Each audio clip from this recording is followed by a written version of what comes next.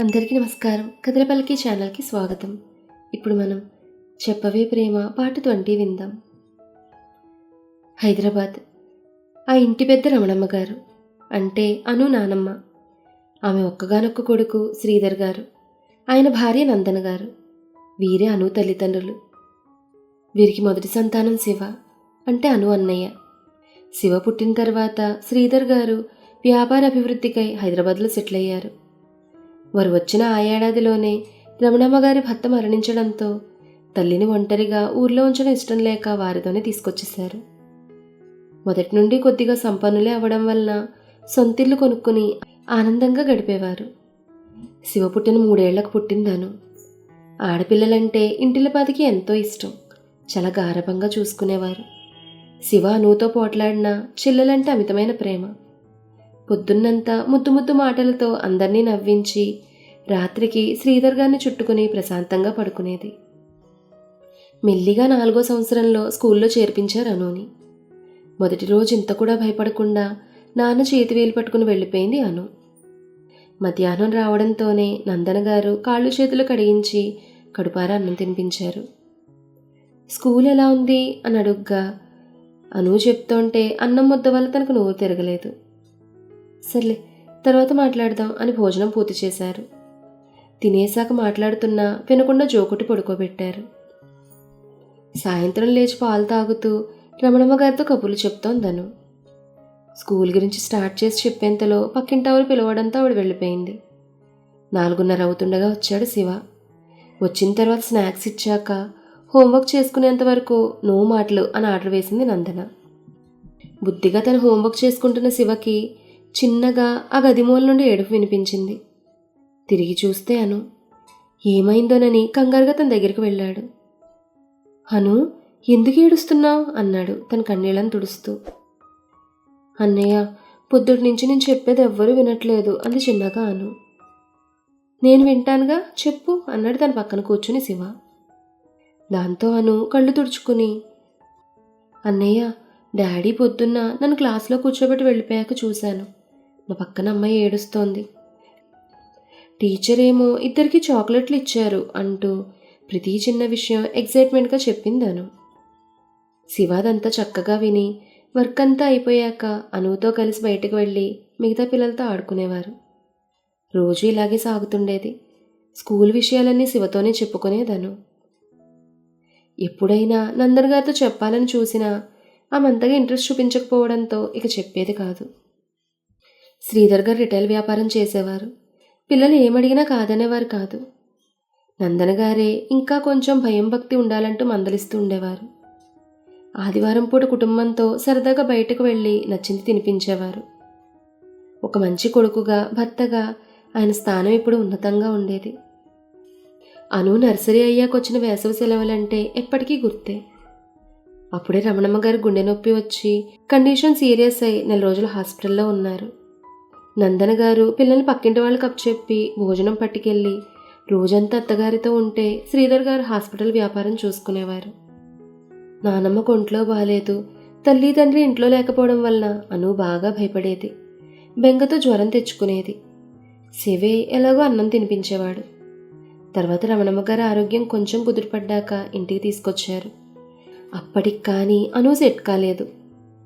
రమణమ్మ గారిని చూడ్డానికి శ్రీధర్ చిన్ననాటి స్నేహితుడు అభిలాష్, అతని భార్య పవిత్ర, కొడుకు కృష్ణ చైతన్యతో సహా వచ్చారు. అభిలాష్ ఇంకా శ్రీధర్ చిన్నప్పటి స్నేహితులు. అభిలాష్ అనాథ. ఆశ్రమంలో ఉంటూనే ఒక పెద్దాయన ద్వారా శ్రీధర్ చదువుకునే స్కూల్లోనే చదువుకునేవారు. అలా వారి మధ్య స్నేహం కుదిరి పెద్దయి పెళ్లిళ్ళైనా కూడా చెక్కు చెదరలేదు. అభిలాష్ పెళ్లి చేసుకున్న పవిత్ర కూడా అనాథే కావడంతో శ్రీధర్ గారి దగ్గరుండి వాళ్ళు పెళ్లి చేశారు. 10 తర్వాత శ్రీధర్ చదువు మానేసిన తన స్నేహితుడు చదవాలని ఆశపడ్డంతో వాళ్ళ నాన్నగారిని అడిగి డబ్బు సహాయం చేశారు. అలాగే శ్రీధర్ బిజినెస్ పెట్టినప్పుడు అభిలాష్ అప్పటికి తాను మంచి జాబ్ చేస్తుండడంతో పెట్టుబడికి మనీ ఇచ్చారు. అభిలాష్ తన కుటుంబంతో వచ్చి ఒక రోజుండి ఆహ్లాదంగా గడిపారు. ఒక్కరోజులోనే శివ, చైతన్య మంచి ఫ్రెండ్స్ అయ్యారు. అను కొత్త వాళ్లతో అంతగా మాట్లాడేది కాదు. మన్నాడు వాళ్ళు తిరిగి వెళ్ళిన 2 గంటలకు శ్రీధర్ గారి ఫోన్ వచ్చింది. ఆయన నందన్తో కలిసి పోలీసులు చెప్పిన హాస్పిటల్కి చేరుకున్నారు. అప్పటికే అభిలాష్ చనిపోయారు. చైతు చేతికి దెబ్బ తగిలి కట్టుకట్టుంది. పవిత్రకు కూడా ఆకర్షణాలని చెప్పేశారు. డాక్టర్ బయటకొచ్చి ఆమెతో ఆఖరికి ఒకసారి మాట్లాడుకోండి అంటూ ఐసీయూలో ఉన్న పవిత్ర దగ్గర పంపించారు. శ్రీధర్ నందనల కన్నీళ్ళు ఆగక ఆమె వైపు అలానే చూస్తుండిపోయారు. కొద్దిసేపటికి ఆమె కళ్ళు తెరిచి నందన్ చేతిని పట్టుకుని, ఇక నుంచి ఆయన బాధ్యత, చైతు బాధ్యత నీదే వదినా అంటూ చిన్నగా చెప్పింది పవిత్ర. ఇప్పుడు భర్త లేడని చెప్పి ఆమెను మరింత ఆవేదన గురి చేయడం కన్నా కనీసం అతడు బ్రతుకున్నారన్న తృప్తి నయమనిపించి మౌనంగా సరే అని తల ఊపారు వాళ్ళు. పవిత్ర చిన్నగా నవ్వి చైతు అని అడిగింది. చూడాలని ఆమె కళ్ళు డోర్ వైపు నిలుపుతోంది. ఇప్పుడే తీసుకొస్తాను బయటికి వెళ్ళిన శ్రీధర్ వాళ్ళు వచ్చేటప్పటికి నందన ఎదురొచ్చారు. ఇక వెళ్ళొద్దంటూ ఏడుస్తూ ఆపారు. ఫార్మాలిటీస్ అన్నీ పూర్తి చేసి చైతుతో సహా భారంగా ఇల్లు చేరారు. చైతుకి తన పేరెంట్స్ ఇక రాలేరని తెలిసినా ఏదో తెలియని ఆస్తో ఉన్నాడు. శ్రీధర్ గారు శివని పిలిచి ఇక నుంచి చైతు మనతోనే ఉంటాడని చెప్పి గదిలోకి తీసుకెళ్ళమని చెప్పారు. అయోమయంగా చూస్తున్న రమణమ్మ గారి దగ్గరికి వచ్చి జరిగిందంతా చెప్పారు. దాంతో రమణమ్మ గారు, ఎంత ఘోరం, ఏమీ లేనివాడై పెరిగి కుటుంబం వచ్చాక మధ్యలోనే వెళ్ళిపోయాడంటూ అభిలాషం గుర్తు చేసుకుని బాధపడ్డారు. మీరు దిగులు పడకండి అత్తయ్య అంటూ ఆమెను ఓదారుస్తూ తను కూడా బాధపడ్డారు నందన. కానీ అంటూ సంశయించారు రమణమ్మ. చెప్పమ్మా అన్నాడు శ్రీధర్. పిల్లోడు మన దగ్గరే అని ఆగి ఇద్దరిని చూశారు రమణమ్మ. లేదత్తయ్య, పవిత్రకు మాట ఇచ్చాను నేను, ఇక నుంచి చైతు బాధ్యత మనదే అంటూ దృఢంగా చెప్పారు నందన. అవునమ్మా, వాడు చిన్నప్పటి నుండి అనాథలా పెరిగాడు. ఇప్పుడు నేనుండి కూడా వాడి కొడుకు మరో అనాథ అవితే మా స్నేహానికి విలువ ఉండదు. నందన ఒప్పుకుంటుందో లేదో అనుకున్నాను. ఇప్పుడు తనే చెప్పాక నాకు కొంచెం సంతోషంగా ఉంది అన్నారు శ్రీధర్. రమణమ్మ గారికి నిర్ణయం నచ్చకపోయినా కొడుకు కోళ్ల కోసం, పైగా చిన్నపిల్లాన్ని ఒంటరి చేయడం ఇష్టం లేక సరే అన్నారు. ఆ తర్వాత అభిలాష్ పాతింటిని అమ్మేసి ఆ డబ్బులు చైతు పేరు మీద డిపాజిట్ చేశారు. రోజులు గడుస్తున్నా చైతు ఎవరితోనూ మాట్లాడేవాడు కాదు. నందన భోజనం తినిపిస్తే తింటాడు, అంతే. శివగది వదిలొచ్చేవాడు కాదు. కానీ శివ మెల్లమెల్లగా తనతో ఆడి మాట్లాడి ఎలాగో కొంచెం నార్మల్ చేశాడు. నందన చైతుని అమ్మని పిలవమనేది, కానీ తను నో అని చెప్పేవాడు. సర్లే అత్త అను, ఆంటీ వద్దంటే సరే అని అప్పటి నుండి అత్త అని పిలిచేవాడు. కానీ శ్రీధర్ గారిని మాత్రం అంకులని పిలిచేవాడు. ఇంట్లో చాలా రోజుల నుంచి చూస్తుండడంతో అను కూడా మెల్లగా చైతుతో కలిసి ఆడుకోవడం మొదలుపెట్టింది. స్కూల్ తెరిచాక ఒకే వయసు కావడంతో చైతును కూడా శివతో పాటే జాయిన్ చేశారు. నడిచేంత దూరమే అవడంతో చైతు, శివ వాళ్ళంతటా వాళ్లే వెళ్ళిపోతే అనుని మాత్రం శ్రీధర్ గారు డ్రాప్ చేసేవారు. ఒకరోజు స్కూల్లో తన ఫ్రెండ్తో జరిగింది ఎంతో ఆత్రంగా నందనకి చెప్తోంది.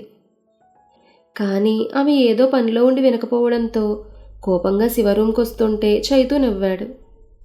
ఎందుకు నవ్వుతున్నా అంత కోపంగా అను. మీ ఫ్రెండ్ని భలే మోసం చేశావుగా అంటూ నవ్వాడు చైతు.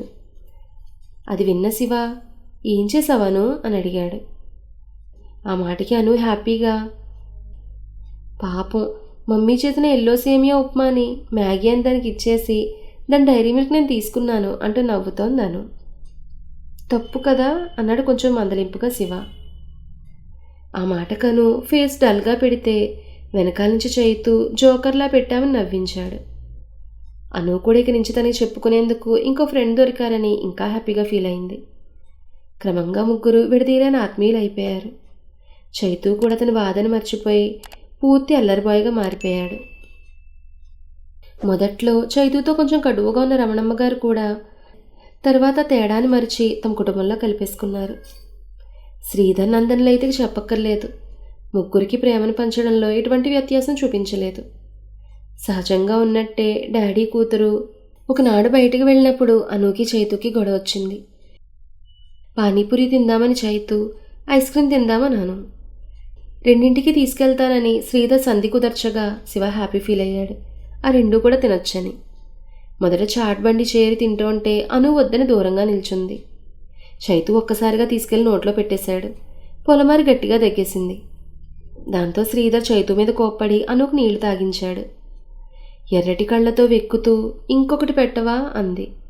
దానికి అందరూ గట్టిగా నవ్వేశారు. అప్పటి వరకు భయంగా అనిపించిన అనుకి నచ్చడంతో చైతు తనే తినిపించాడు తనకి. ఎంతలా తిందంటే తర్వాత ఐస్ క్రీం వద్దు, టేస్ట్ పాడవుతుందని మానిపించేసింది.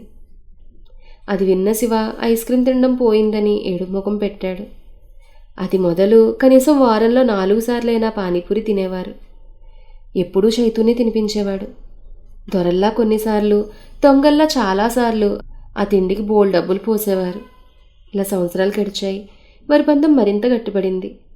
తల్లిదండ్రులతో తమ ప్రపంచంలో పావువంతే పంచుకునేవారు వాళ్ళు. కానీ పైన గదిలోకి చేరితే మాత్రం వారి మధ్య తాపరికాలు ఉండేవి కావు. చిన్నప్పటి నుండి అనుకి పెద్దగా స్నేహితులు ఉండేవారు కాదు. అందరితోనూ కలవలేదు. అందుకే ఇంట్లో ఉంటే వసిపిట్టలా వాగుతూ ఉంటుంది.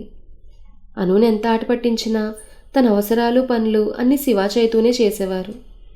ఒకసారి చైతూ వాళ్ళు 10th అయిపోయి ఫ్రెండ్స్తో 2 రోజులు టూర్ కంటూ వెళ్లారు. ఇకంతే. అను బెంగతో తను మాట్లాడేందుకు ఎవరూ లేకపోవడంతో విపరీతమైన జ్వరం తెచ్చుకుంది. మందులు వేసినా తగ్గి మళ్ళీ జ్వరం పెరిగేది. ఇంకా భయంతో నందను ఉదయాన్నే హాస్పిటల్ తీసుకెళ్దాం అనుకున్నారు. ఇంతలో శివ చైతన్యలు వచ్చారు. వచ్చిన వెంటనే విషయం తెలుసుకుని అను దగ్గరికి వెళ్లారు. నన్ను వదిలేసి వెళ్ళకు చైతూ అంటూ కలవరిస్తోందను. చైతూ ఆమె పక్కన కూర్చుని మిస్ యూ అను అంటూ టెంపరేచర్ చెక్ చేశాడు. శివ అను పక్కనే కూర్చుని తను లేపాడు. కళ్ళు తెరిచి వాళ్ళని చూసి అప్పుడు హ్యాపీగా నవ్వింది అను. చైతూకు ఒక ఐడియా వచ్చి అది శివకి చెప్తే తను అదే కరెక్ట్ అని అనుని బెడ్ మీద నుంచి లేపి బయటకు నడిపించాడు. అంత నీరసంగా ఉన్న అనుని చూసి ఈ టైంలో ఎక్కడికి రా అంటూ అడిగారు రమణమ్మ. ఇప్పుడు ఏం చెప్పాలిరా అంటూ నసిగాడు శివ. నానమ్మ అడిగితే మాట్లాడవేంట్రా, అసలే దానికి చాలా జ్వరంగా ఉంది అంది నందన. అదే అత్త, అలా బయట తిప్పి మెడిసిన్ తీసుకుని వస్తాం అన్నాడు చైతు. ఒళ్ళు కాలిపోతుందంటే చల్లగాలికి తిప్పుతానంటావేంటి చైతు, అంకుల్కి తెలిస్తే తిడతారు అంది నందన. అమ్మా ఇలా వెళ్ళి అలా వచ్చేస్తాం అంటూ బ్రతిమలాడారు ఇద్దరు. ఏమొద్దు వెళ్ళని లోపలికి అంటూ కసిరారు రమణమ్మ. వెళ్ళొస్తాం నానమ్మ, నాకు బోర్ కొడుతోంది అంటూ జాలిగా పెట్టింది అను ఫేస్ని. చూడండి అత్తయ్య నాటకాలు, ఇప్పటి వరకు పడుకుని వీళ్ళ రాగానే జ్వరం గాలికి ఎగిరిపోయిందంటూ నవ్వారు నందన. సరే త్వరగా వచ్చేయండి అన్నారు రమణమ్మ. ఇద్దరూ మెల్లిగా అనుని ఇరువైపులా పట్టుకుని నడిపిస్తూ పానీపూరి బండిని చేరారు. అంతే, తెచ్చిపెట్టుకున్న జ్వరం ఒక్కసారిగా వెళ్ళిపోయింది అనుకి. వెళ్ళేటప్పుడు పేషెంట్లా వెళ్ళి వచ్చేటప్పుడు పాప్ సింగర్లా గెంతుతూ తిరిగి వచ్చిన అనుని చూసి అత్తాకోడలు ఇద్దరూ ఆశ్చర్యపోయారు. ఇక మళ్ళీ హంగామా షురూ చేశారు. ఇంటర్లో కూడా శివ చైతు ఇద్దరూ ఒకే కాలేజ్ ఒకే గ్రూప్లో జాయిన్ అయ్యారు. మన తర్వాత ఏం జరిగిందనేది నెక్స్ట్ ఎపిసోడ్లో తెలుసుకుందాం. ఈ కథ మీకు నచ్చితే లైక్ చేయండి, షేర్ చేయండి, కామెంట్ చేయండి. అలాగే మన కథల పల్లకి ఛానల్ని సబ్స్క్రైబ్ చేసుకుని పక్కనే ఉన్న బెల్ ఐకాన్ని క్లిక్ చేయడం మాత్రం మర్చిపోకండి. ధన్యవాదాలు.